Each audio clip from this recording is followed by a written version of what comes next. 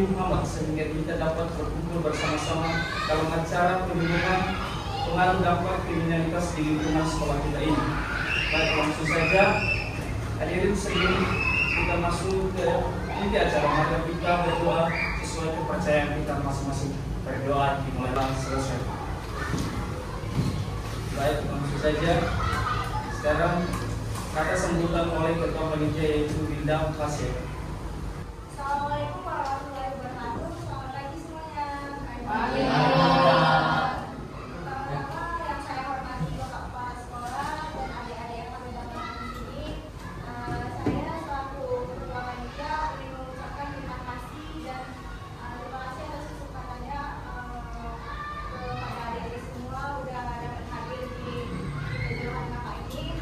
Tidak banyak anak sampaikan, kakak berharap dari awal sampai akhir kalian kondusif dan bisa mengikuti pemateri ini. Segitu aja dari kakak. Wassalamualaikum warahmatullahi wabarakatuh. Baik, sudah jadi. Sekarang kita menyanyikan lagu Indonesia Raya. Boleh dipersilakan untuk berdiri semua. Indonesia 1, 2, 3 Raya.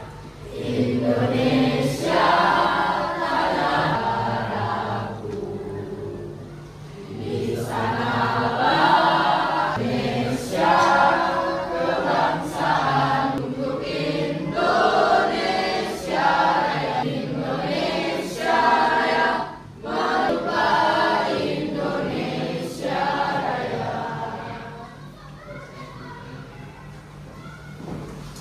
Lanjut, sekarang kita masuk di materi. Penyampaian materi oleh Bintang Fasya dan Bintang.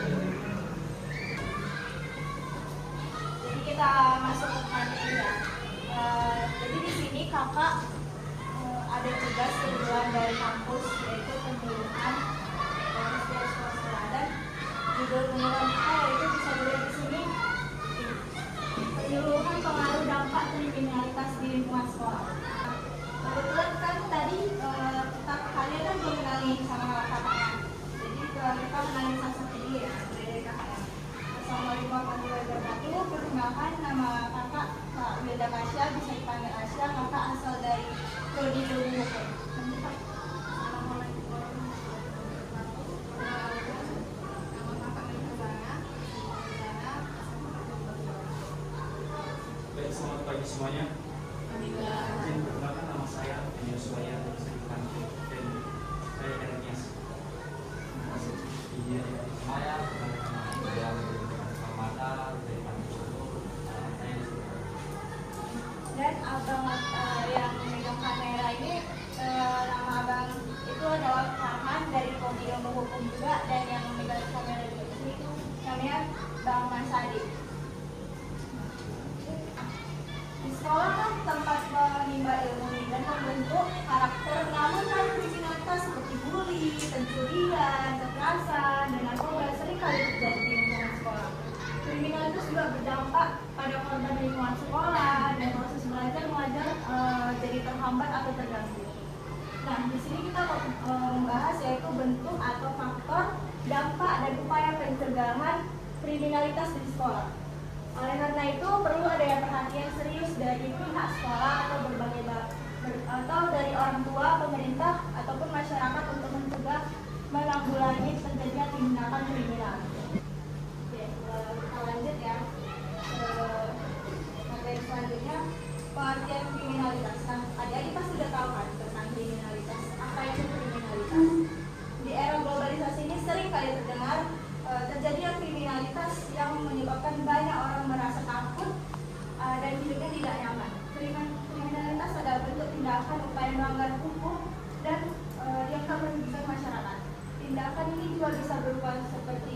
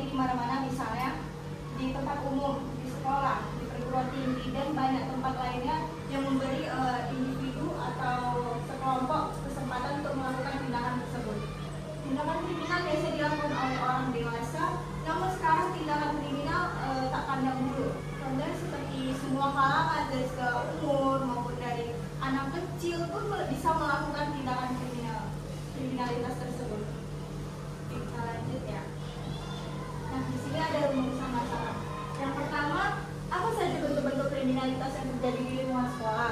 Yang kedua, apa saja faktor penyebab timbulnya tindakan kriminalitas di sekolah. Yang ketiga, bagaimana dampak kriminalitas terhadap peserta didik dan di lingkungan sekolah.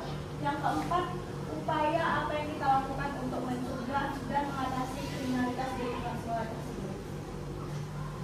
Nah, di sini ada bentuk-bentuk kriminalitas di lingkungan sekolah. Yang pertama pasti udah tahu kan, bullying. Bullying itu biasa terjadi di banyak sekali. Bisa netizen kayak ngebully TikTokers bisa termasuk dalam tindakan kriminalitas juga. Yang menimbulkan trauma bagi korban ataupun seperti kayak kita dibully, kita merasa kayak tidak aman, kita merasa takut. Pasti misalnya kita mau sekolah ini kayak karena sering dibully, kita kayak harus ke sekolah, terus punya trauma, jadi sering dibully, seperti itu. Dan lanjut ke pencurian. Pencurian ini sering kali terjadi di setiap kelas, tapi pencurian sering hilang. Nah, itu juga termasuk kriminalitas. Karena kalau misalnya ada yang mencurian, lakukan aja, karena kriminalitas itu terjadi karena dari individu, karena ada kesempatan. Misalnya ini bukan kan, dia tuh kayak misalkan lagi main-main, pasti mereka hilang kan. Nah, karena ada apa? Karena ada kesempatan tadi. Jadi dia kayak lucu kayak udah lah, karena dia bisa bilang dia kan orang kaya, gitu kan. Itu juga termasuk dalam bentuk kriminalitas. Lanjut ke kekerasan fisik dan verbal. Di sini pernah nggak ada dengar dibully atau ada yang dibully? Kriminalitas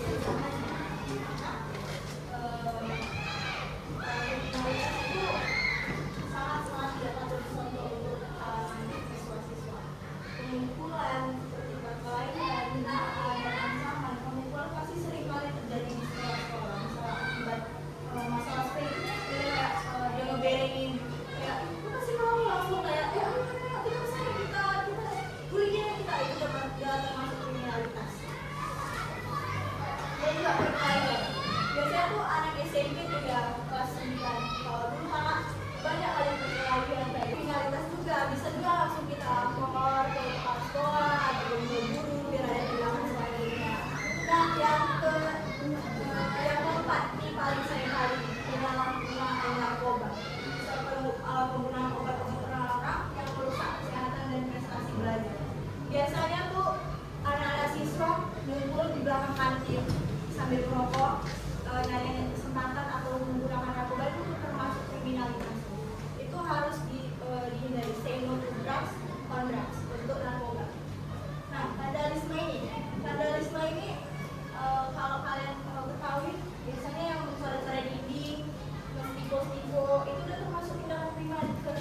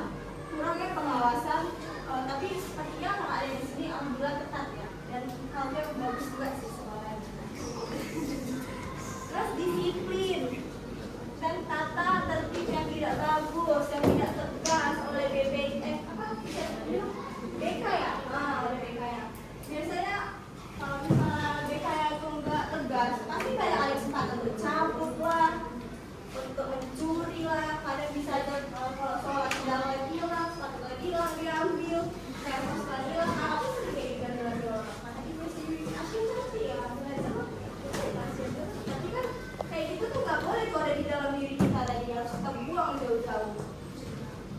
Dan selanjutnya itu faktor pergaulan dan lingkungan sosial.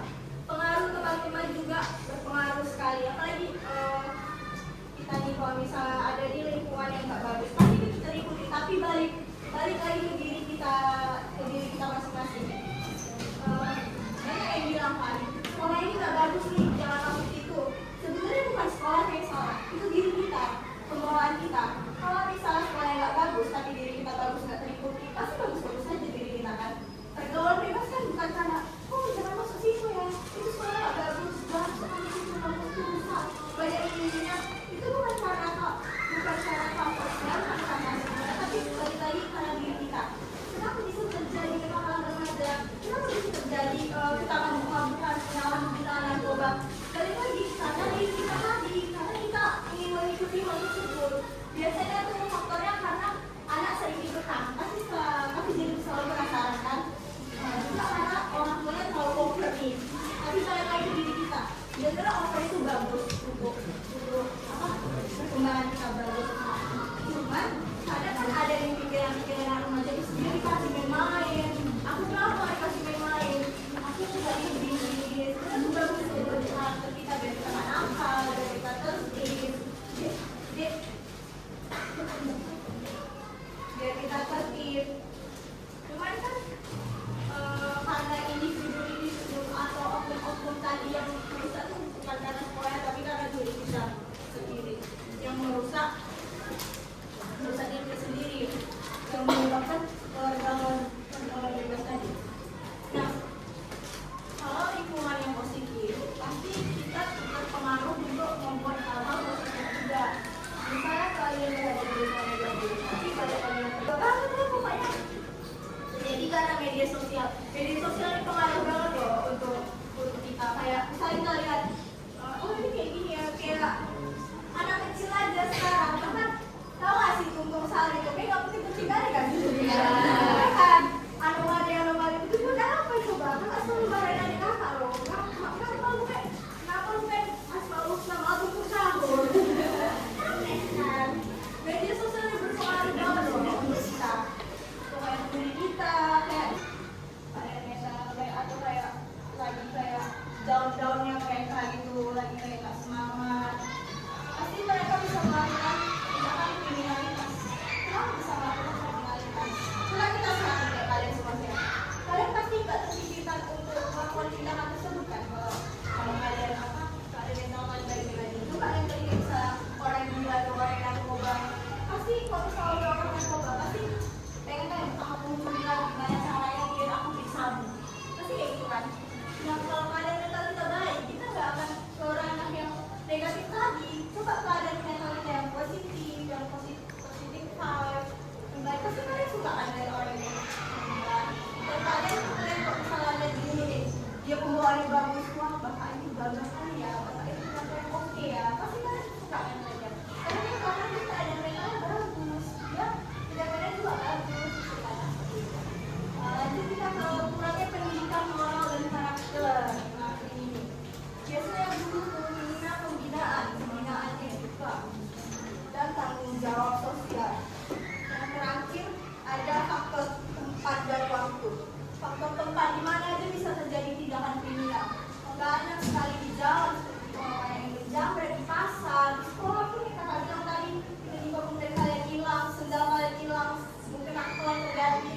Di mana-mana aja bisa terjadi terjadi tindakan kriminalitas tersebut. Kriminalitas itu jika ada kesempatan, pasti orang tersebut yang latar belakang mentalnya tidak baik pasti melakukan hal itu untuk mencuri. Nah kita lanjut ya ke selanjutnya.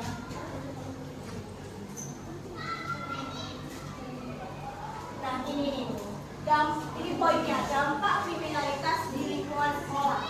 Dampaknya itu terhadap siswa terjadi kok misalnya bullying ya, dia trauma, dia rendah diri, dia menurun positif ataupun sekolah terdengar yang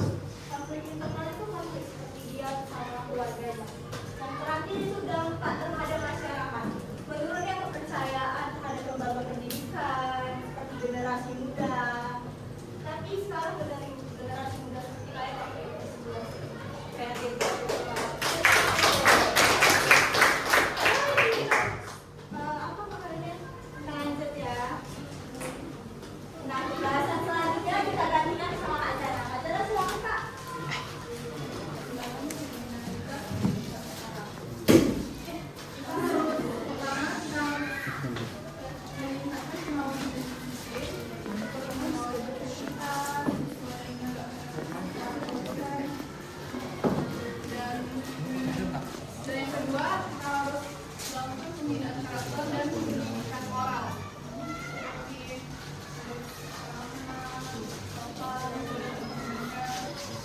program seperti program ekstrakurikuler, pelatihan soft skill, dan mentoring. Yang ketiga, kerjasama dengan orang tua dan masyarakat, komunikasi rutin dan menciptakan lingkungan sosial yang positif. Dan yang keempat, pendampingan dan konseling, layanan konseling siswa yang dialami lagi ada basic kan bisa jelas basic kita selesaikan. Dan yang keenam, peningkatan kesadaran hukum dan sosial, edukasi hukum, sosialisasi anti bullying, kegiatan yang edukatif, melakukan hal positif, kegiatan yang berguna memanfaatkan teman-teman kita.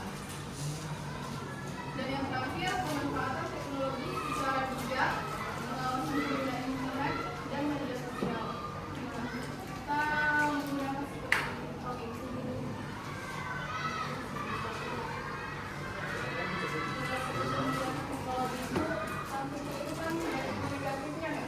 jadi kita bisa melakukan dengan berbagai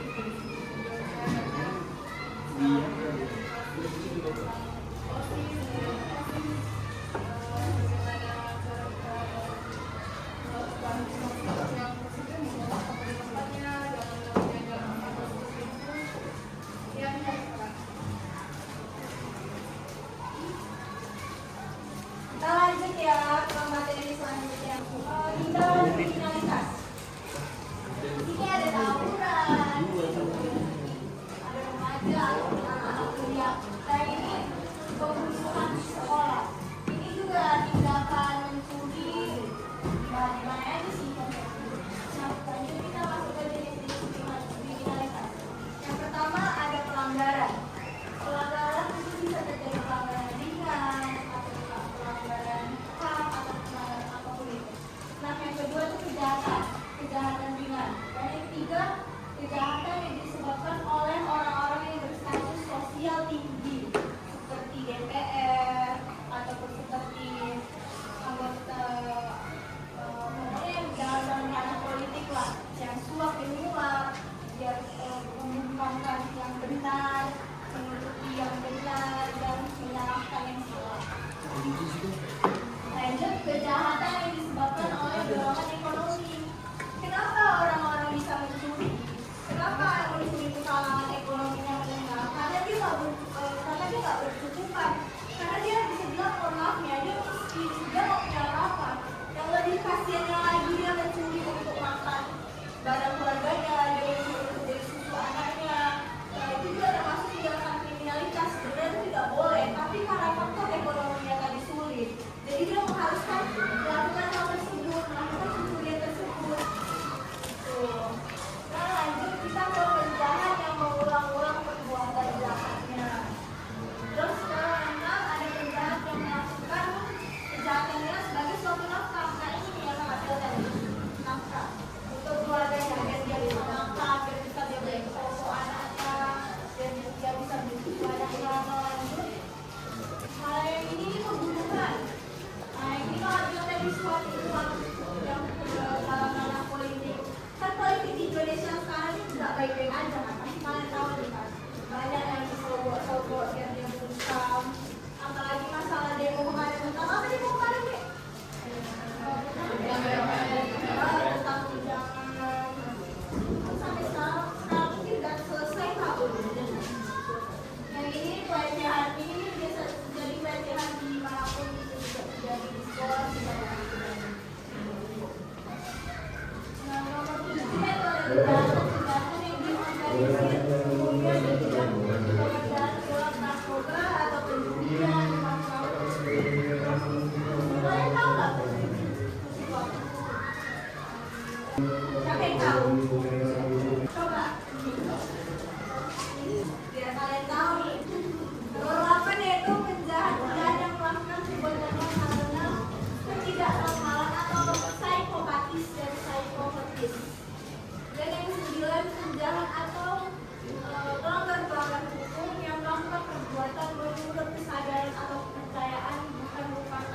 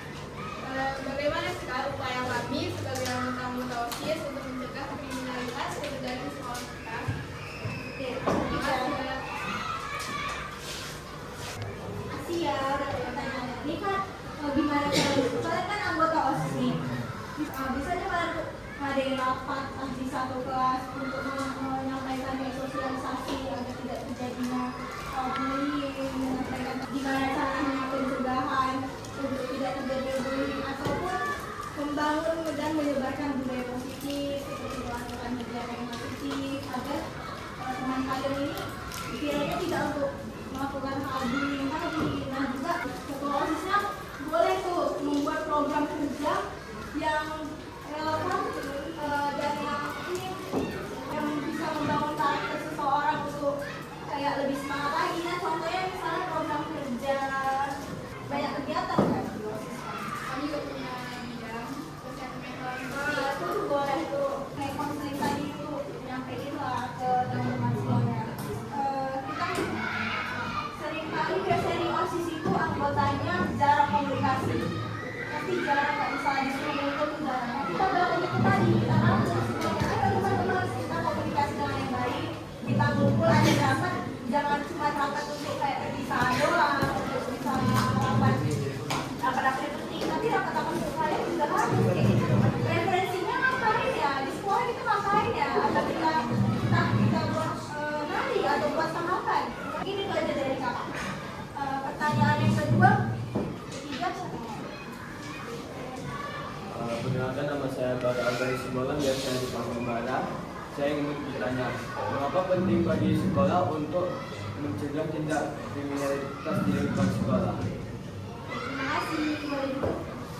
Nah, mengapa penting bagi sekolah untuk mencegah tindakan kriminalitas? Boleh jelasin?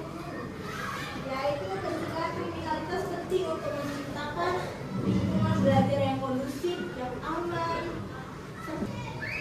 serta lingkungan sekolah juga bebas dari kekerasan dan mendorong siswa untuk belajar dengan nyaman, membangun rasa kepercayaan antara siswa dan guru serta pendidikan, juga membantu membentuk karakter siswa menjadi beretika dan bertanggung jawab. Pertanyaan selanjutnya satu orang lagi sampai menjadi kumpul.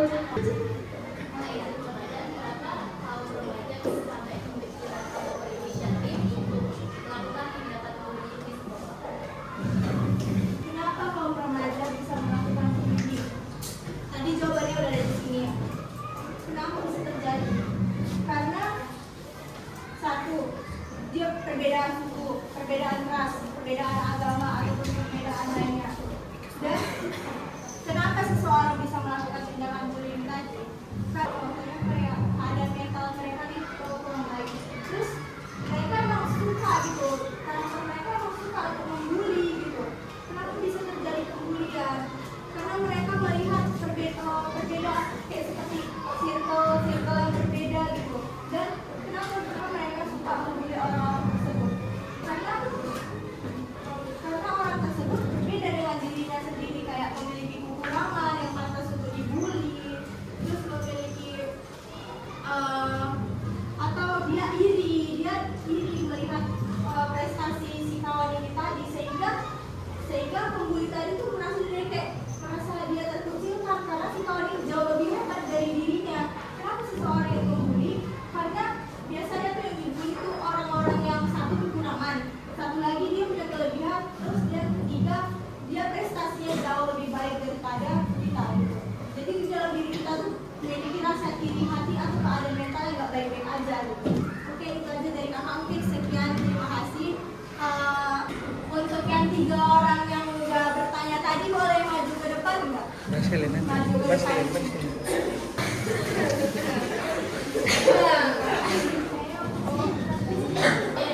Ada hadiah untuk yang 3 orang yang udah bertanya tadi. Tapi jangan dilihat dari ini ada yang dari kita masih kalian. Terima kasih juga untuk kalian udah kondusif, udah semangat untuk ikuti materi ini. Terima kasih banyak. Harap semua kalian bisa sukses ke depannya. Sampai cita-citanya.